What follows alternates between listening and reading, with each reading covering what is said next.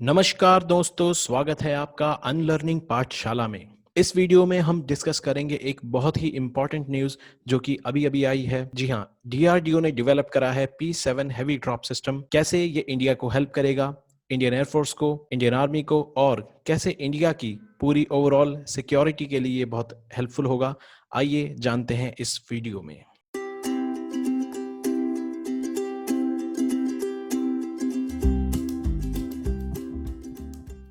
तो दोस्तों, Indian army और इंडियन एयरफोर्स और डीआरडीओ ने मिलकर एक बहुत ही सक्सेसफुल ट्रायल कंडक्ट किया है P7 हेवी ड्रॉपिंग सिस्टम का। आगरा में ये कंडक्ट किया गया है। आइए जानते हैं ये कैसे किया गया। दोस्तों, ये डीआरडीओ की एक लैब है, रिसर्च लैब, जिसका नाम है ADRDE। ADRDE aerial delivery research and development establishment एक इम्पॉर्टेंट रिसर्च लैब है। जैसे हम जानते हैं NRSC के बारे में, सैक अहमदाबाद स्थित सैक के बारे में, उसी तरह से ये भी DRDO की एक इम्पॉर्टेंट लैब है जो कि काम करती है, डिज़ाइन करती है और डेवलपमेंट करती है किनका, एरोडायनामिक डिसेलरेटर्स एंड एरोस्टैट सिस्टम्स। एरोडायनामिक डिसेलरेटर्स यानी ये पैराशूट्स बनाती है जो कि एक जवान की या हवाई जहाज की गति को कम करता है। जैसे कि आप ये ब्रेक सिस्टम देख सकते हैं पैराशूट का। और उसी तरह से एक एरोस्टैट सिस्टम भी ये डिज़ाइन और डेवलप करती है।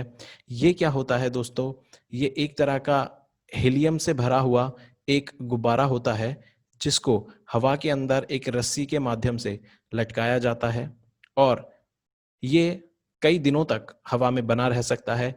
इस बीच ये क्या करता है, ये कई तरह के इक्विपमेंट्स अपने साथ हवा में रखता है जिससे कि ये बहुत लंबी दूरी तक ये सर्विलांस कर सकता है, नज़र रख सकता है दुश्मन पर, उसकी टोह ले सकता है और रेडार जैमिंग के इक्विपमेंट्स भी इसके अंदर इंस्टॉल किए जा सकते हैं और इंडिया ने इसको यूज़ करना शुरू किया है।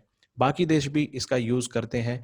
वर्ल्ड वॉर 2 के समय इसका काफ़ी यूज़ होता था। ये एक तरह की पुरानी मशीन है। जब हवाई जहाज़ यूज़ नहीं होते थे, तब इसका यूज़ किया जाता था। तो दोस्तों, डीआरडीओ के अंडर जो लैब है, ADRDE, उसने इसका डिज़ाइन और डेवलपमेंट किया है। इस हेवी ड्रॉपिंग सिस्टम से पहले जो इंडियन आर्मी ऑलरेडी एक यूज़ कर रही है, उसका नाम है AN-32 हेवी ड्रॉपिंग सिस्टम। इसके अंदर 3 टन तक का वज़न जो है वो कैरी किया जा सकता है और उसे ड्रॉप किया जा सकता है।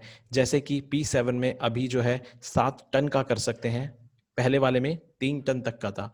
तो ये हमारी कैपेबिलिटी को बढ़ाता है वेट को कैरी करके उसको ड्रॉप करने की। दोस्तों, इसके फीचर्स कुछ इस तरह से हैं। ये जो नया सिस्टम है P7 हेवी ड्रॉपिंग सिस्टम, इसके अंदर एक तो प्लेटफॉर्म होता है और एक पैराशूट्स का सेट होता है। ये जो प्लेटफॉर्म है ये कैरी करता है आप जिस भी चीज़ को ड्रॉप करना चाहते हैं, भले ही वो एक कार हो, एक ट्रक हो या फिर आर्मी के कोई भी वेपन्स और हथियार वगैरह, इसको बहुत ही सक्सेसफुल तरीके से हवा में से छोड़कर ज़मीन पर ड्रॉप किया जा सकता है और इसका वज़न 7 टन तक का वज़न ये ड्रॉप कर सकता है।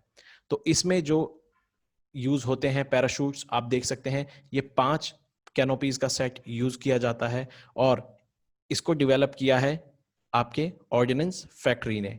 और ये जो प्लेटफॉर्म है इसको डेवलप किया है L&T, लार्सन एंड ट्यूब्रो। तो आप देख सकते हैं ऑर्डिनेंस फैक्ट्री और लार्सन एंड ट्यूब्रो ने इन दोनों को डेवलप किया है जो कि पूरी तरह से इंडिया की कंपनी है। इंडिजिनस तरीके से इसको डेवलप किया गया है और इसमें जो एयरक्राफ्ट यूज़ होता है, एयरक्राफ्ट के माध्यम से इनको ड्रॉप किया जाता है। P7 सिस्टम में जो कि 7 टन का वज़न नीचे ड्रॉप करेगा, उसमें जो एयरक्राफ्ट यूज़ होता है वो है IL-76 एयरक्राफ्ट। दोस्तों, IL-76 एयरक्राफ्ट जो है वो एक ट्रांसपोर्ट एयरक्राफ्ट है। आप देख सकते हैं ये फोटो है IL-76 एयरक्राफ्ट की। ट्रांसपोर्ट एयरक्राफ्ट क्या होते हैं दोस्तों? ट्रांसपोर्ट एयरक्राफ्ट वो होते हैं जो बहुत ही भारी सामान, मशीन, आर्टिलरीज और कई सारे लोगों को एक जगह से दूसरी जगह लेके जा सकते हैं। ये हमारी एयरलिफ्ट कैपेबिलिटीज़ को बहुत बढ़ाते हैं। आपने कई बार फोटो देखी होगी। इंडिया के बहुत फेमस 2 एयरक्राफ्ट हैं, एक है हरक्यूलिस और एक है ग्लोब मास्टर। जी हाँ, C-17 ग्लोब मास्टर बहुत फेमस है। आपने कभी-कभी कहीं ना कहीं फोटो में, अखबार में एक बार इनको किसी राहत कार्य में या फिर लोगों को एक जगह से दूसरी जगह लेके जाने में देखा होगा। हाल ही में कोरोना वायरस के समय भी C7 ग्लोब मास्टर का यूज़ किया गया, आप फोटो देख सकते हैं। यमन में जब एक बार सक्सेसफुल ऑपरेशन चलाया गया था, कई सारे वहाँ पर बसे हुए प्रवासी भारतीयों को वापस लाया गया था, तब भी इन ट्रांसपोर्ट कैरियर जो हवाई जहाज़ हैं, इन्होंने बहुत अहम भूमिका निभाई थी। और दोस्तों, ये वाला जो हम बात कर रहे हैं IL-76, जो कि P7 हैवी ड्रॉपिंग सिस्टम में यूज़ होगा, ये खास इसलिए भी है क्योंकि इसको हम किसी भी टेरेन में यूज़ कर सकते हैं, जैसे कि मैदानी इलाकों में या लद्दाख जैसे बहुत ही दुर्गम पहाड़ी क्षेत्रों में हम इसको यूज़ कर सकते हैं। तो आप इसकी महत्वता जान सकते हैं कि ये कितना ही ज़्यादा इम्पॉर्टेंट है इंडिया के लिए, क्योंकि लद्दाख इंडिया के लिए बहुत इम्पॉर्टेंट है और वहाँ पर सामान पहुँचाना कम समय में सबसे ज़्यादा अहम भूमिका निभाता है। दोस्तों, किसी भी देश के लिए युद्ध समय में जो सप्लाई होती है और समय जो होता है, वो सबसे ज़्यादा इम्पॉर्टेंट होता है, निर्णायक होता है। वही दिशा तय करता है कि किस देश का पलड़ा भारी होगा। तो हम देखते हैं दोस्तों, अभी-अभी इंडिया ने जो डेवलप किया है वो P7 heavy dropping system develop किया है। ये हमारी सप्लाइज़ को बहुत ही कम समय में, बहुत ही आसानी से ड्रॉप करके उसको पहुँचाने की क्षमता को बढ़ा देता है। हाल ही में हमने देखा था कि इंडिया ने अभी-अभी पिछले साल ही कुछ हवाई जहाज ऐसे हेलीकॉप्टर खरीदे थे, जिनको हम चिनूक के नाम से जानते हैं। ये अमेरिका से इंडिया ने परचेज़ करे थे। ये क्या करते हैं, ये भी इंडिया की एयरलिफ्ट कैपेबिलिटी को काफ़ी बढ़ा देते हैं।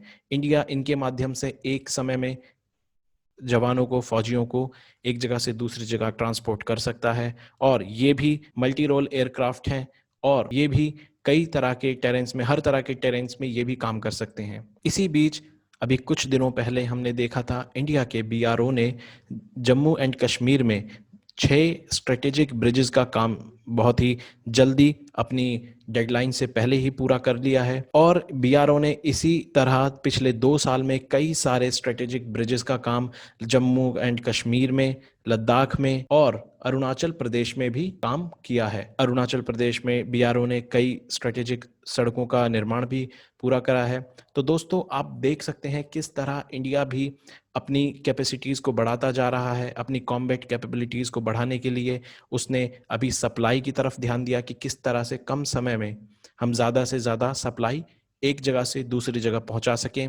इसके लिए हमने पहले अपने जवानों को अगर ट्रांसपोर्ट करना है तो उसके लिए शिनूक हमारे पास है।